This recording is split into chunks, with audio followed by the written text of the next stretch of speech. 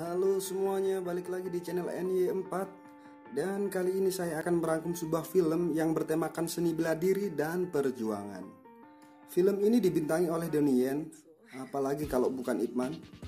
Tanpa berlama-lama lagi, kita menuju ke ceritanya. Berlatar belakang di Foshan, Cina pada tahun 1935. Para guru kungfu sedang melihat dan mengajari murid-muridnya yang sedang berlatih.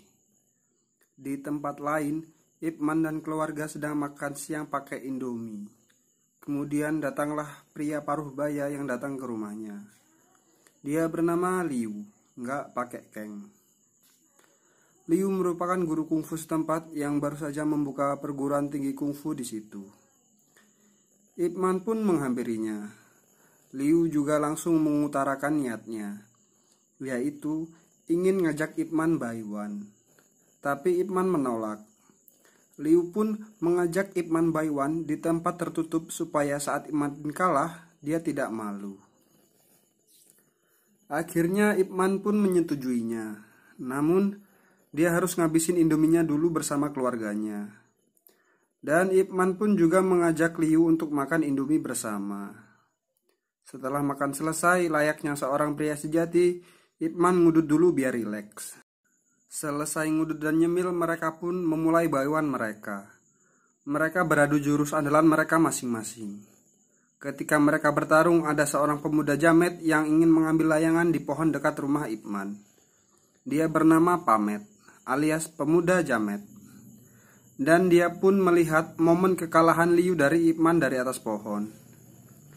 Setelah pertarungan itu selesai, Liu pun pamit untuk pulang dan meminta Ip Man untuk tidak menyebarkan berita kekalahannya kepada siapapun. Ip Man pun menyetujuinya. Scene berpindah ke sebuah restoran yang dimana di situ ada Pamet yang sedang menceritakan pertarungan antara Ip Man dan Liu kepada teman-temannya. Tak lama kemudian Ip Man juga datang ke situ untuk menemui temannya yang bernama Chuan. Di tempat lain, Liu yang sedang mengajar kungfu memperoleh kabar tentang adanya seseorang yang membocorkan rahasia kekalahannya. Liu pun bergegas ke restoran itu untuk menemui Pamet. Sesampainya di sana, Liu langsung memarahi Pamet di depan banyak orang. Namun sang pemilik restoran bernama Lin melerai mereka. Lin adalah kakak dari Pamet. Lin meminta maaf kepada Liu atas apa yang adiknya lakukan. Dengan jiwa netizen, Pamet yang tak ingin salah menemui Ip Man dan meminta untuk menceritakan apa yang sebenarnya telah terjadi. Liu yang tampak kesal meminta Ip Man untuk menjaga nama baiknya. Dan Lin juga langsung memarahi Pamet untuk tidak mempermalukan orang di depan banyak orang. Mereka pun akhirnya berdebat, hingga sampai Lin kesal dan memelorotkan celana Pamet. Pamet yang malu langsung pergi dari situ. Setelah itu, datanglah polisi yang bernama Ijat. Dia mengatakan kalau praktisi kungfu sangatlah mengganggu ketertiban umum dan sudah nggak relevan dengan kehidupan sekarang yang sudah menggunakan senjata api sambil mengacungkan pistol ke kepala Ip Man. Ip Man yang tak terima menghancurkan pistol milik Ijat dan mengatakan kalau praktisi kungfu memang terkadang mengganggu, tapi mereka juga punya sopan santun, tata krama, dan harga diri. Akhirnya mereka pun membubarkan diri dan pulang ke rumah masing-masing. Setelah itu, di rumah Ip Man, Chuan yang ditemuinya di restoran diberikan pinjaman modal oleh Ip Man. Chuan meminjam modal untuk membangun pabrik kapas. Saat Chuan akan pulang, Lin datang dan ingin menunjukkan jurus-jurus baru yang telah dia pelajari dan ingin berlatih bersama Ip Man. Saat mereka berdua memulai latihan, anak Ip Man ingin menunjukkan hasil gambarnya kepada sang ayah. Namun Ip Man mengabaikannya. Sang istri yang cantik terlihat marah karena itu. Selesai berlatih dengan Lin, Ip Man kemudian menghampiri anak dan istrinya. Istrinya yang marah itu bilang kalau dia harus mendahulukan keluarga daripada orang lain. Suatu hari ada segerombolan praktisi kungfu lain yang datang ke Foshan untuk menantang para guru kungfu di Foshan. Ketua mereka bernama Jin, nggak pakai Kazama. Jin menantang perguruan yang pertama dan Jin pun menang. Lanjut ke perguruan yang kedua, Jin kembali menang. Setelah kemenangan itu, Jin yang jumawa merayakan kemenangan mereka dengan cara makan-makan di warung mie ayam ceker. Namun kang dagangnya bilang kepada Jin kalau jangan mengaku jadi yang terkuat jika belum mengalahkan Ip Man. Jin pun tak terima. Dia langsung pergi untuk mencari kediaman Ip Man. Dan gak bayar mie ayam ceker yang dia makan, alias ngutang. Setibanya di rumah Ip Man, Jin langsung menantang Ip Man by one. Namun Ip Man menolak. Jin yang kecewa dengan penolakan Ip Man, dengan songongnya mengatakan kalau Ip Man takut, dia tak akan menggunakan kedua tangannya dan tidak akan pergi hingga Ip Man menerima tantangannya.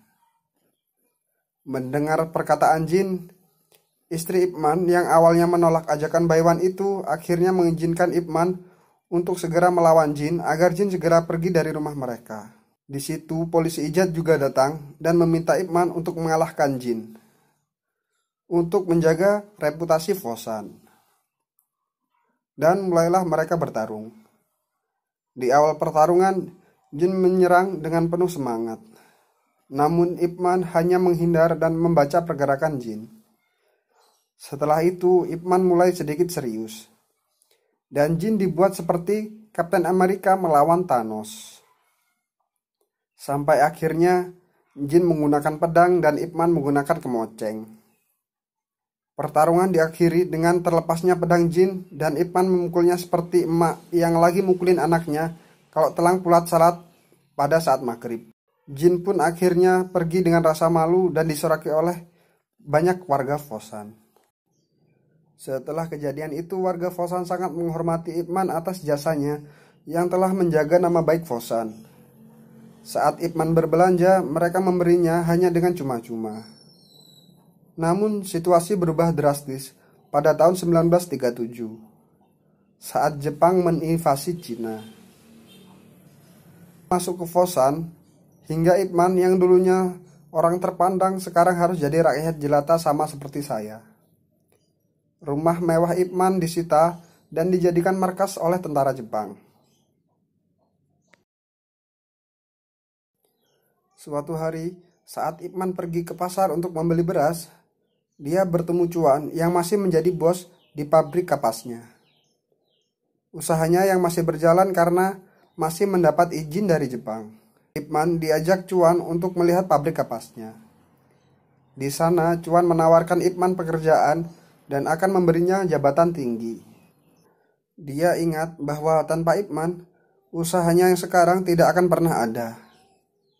Namun Ip Man menolaknya karena tak ingin berhutang budi. Suatu hari, istri Ip Man sakit. Sang istri sakit karena memikirkan stok bahan makanan yang semakin menipis. Ip Man pun berjanji kalau besok dia akan mencari kerja untuk menenangkan istrinya. Esok harinya Ip Man mencari pekerjaan ke sana kemari. Tapi tidak ada yang bisa menerima dia bekerja. Sampai akhirnya Ip Man pun ikut ke sebuah tambang di batu bara. Di tempat itu ternyata juga ada Lin yang ikut bekerja. Saat makan siang, Lin kehilangan kaleng miliknya. Dan saat itu, tentara Jepang datang bersama dengan polisi Ijat sebagai translator.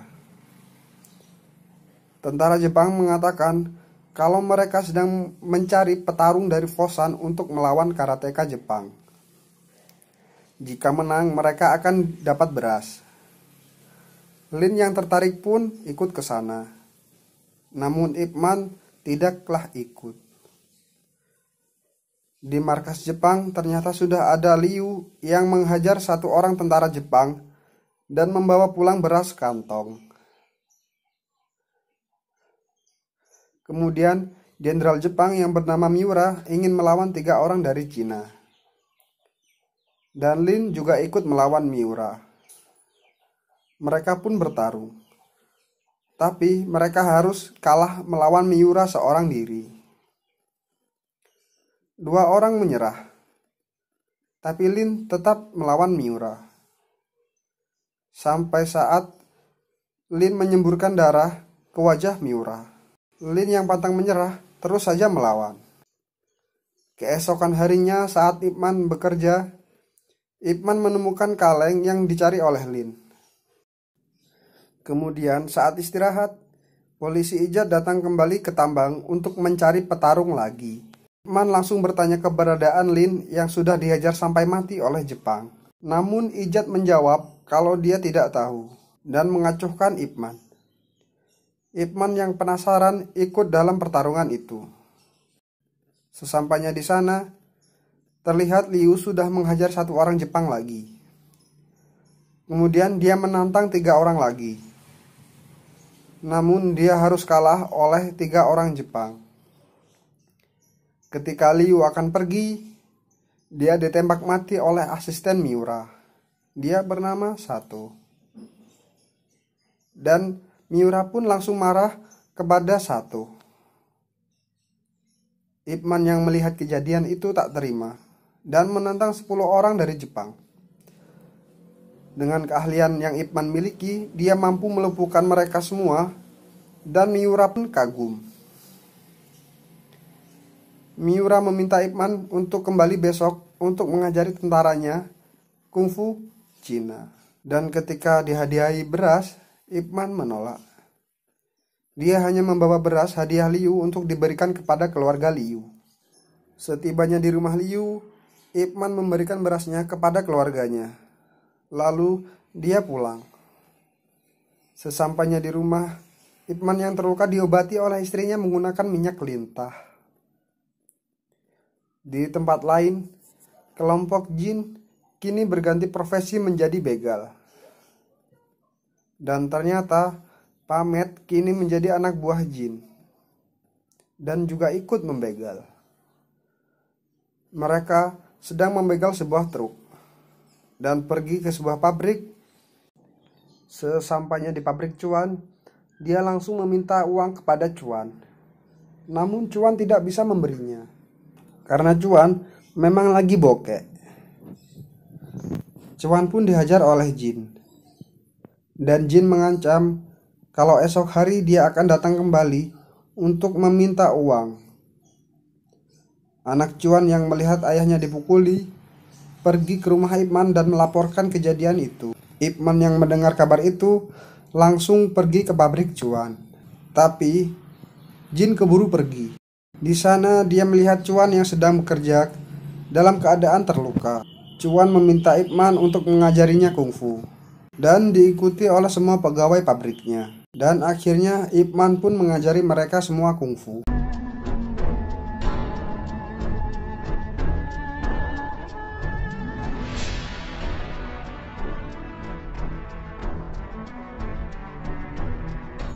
Keesokan harinya, Ip Man yang sedang bermain dengan anaknya didatangi oleh Ijat yang menyampaikan permintaan Jenderal Miura bersama Sato.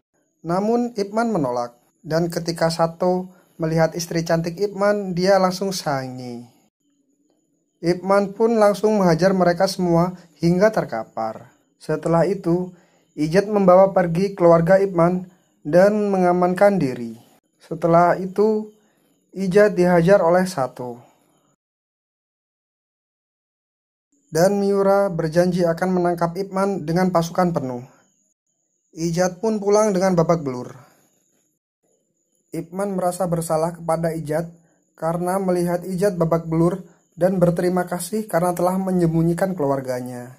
Keesokan harinya, Jin datang kembali ke pabrik dan meminta uang. Namun pegawai pabrik sekarang berani melawan dan mereka pun tawuran. Di tengah-tengah tawuran, Ip Man datang di saat pegawai pabrik mulai kewalahan. Ip Man menghajar mereka semua hingga Jin dan Pamet yang menghadapi Ip Man.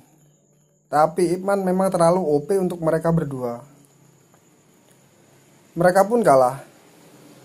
Ketika mereka akan kabur, Ip Man memanggil Pamet dan memberikan kaleng peninggalan kakaknya. Awalnya Pamet menolak kaleng itu. Lalu Ip Man mengambilnya lagi. Dia mengatakan kalau Lin sudah tiada karena sudah berjuang melawan Jepang. Pamet akhirnya menerima kaleng itu dan ternyata isinya adalah layangan miliknya. Pamet pun menangis dan menyesali perbuatannya. Malam harinya Ijat memperingatkan Ip Man untuk tidak keluar karena Miura sedang mencarinya di pabrik kapas. Di lain tempat, Sato yang berada di pabrik kapas sedang menyiksa Chuan untuk mencari tahu lokasi Ip Man.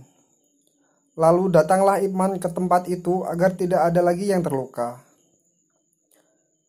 Ip Man pun menyerahkan diri dan dia meminta agar Chuan membawa istri dan anaknya pergi dari Fosan. Lalu dibawalah Ip Man ke tempat Miura. Di sana Ip Man diberi makan oleh Miura.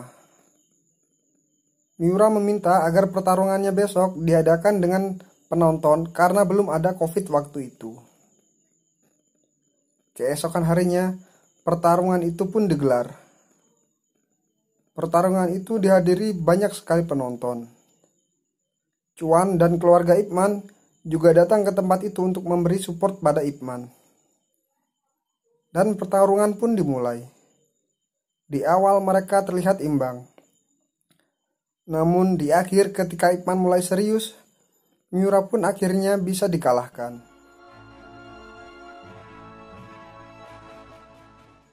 Ketika Ip Man sudah menang, dia ditembak di bagian bahu oleh Sato. Ijat yang melihat itu merebut pistol Sato dan menembak Sato di lehernya. Di akhir film, diperlihatkan Chuan, Pamet, dan Ip Man sekeluarga pergi dari Fosan menuju Hong Kong dan film pun berakhir. Jika kalian suka dengan video ini, tolong subscribe. Kalau tidak suka ya subscribe aja lah. Komen yang baik, yang buruk juga nggak apa-apa. Untuk membantu saya beli kopi pas ngedit video. Terima kasih.